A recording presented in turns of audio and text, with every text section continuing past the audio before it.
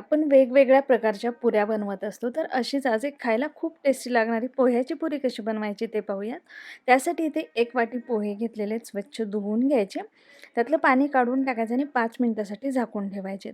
5 मिनिटानंतर हे पोहे आपण एका परातीमध्ये घेऊन अशा पद्धतीने त्याला हाताने चांगलं चुरून घ्यायचे. त्याचा एक छान असा गोळा तयार करून घ्यायचा आहे. पोहे अगदी छान मऊ व्हायला हवेत, बारीक व्हायला हवेत. तर त्यामध्ये अर्धी वाटी गव्हाचं पीठ घालायचं, पाव वाटी एवढं बेसन पीठ घालायचं.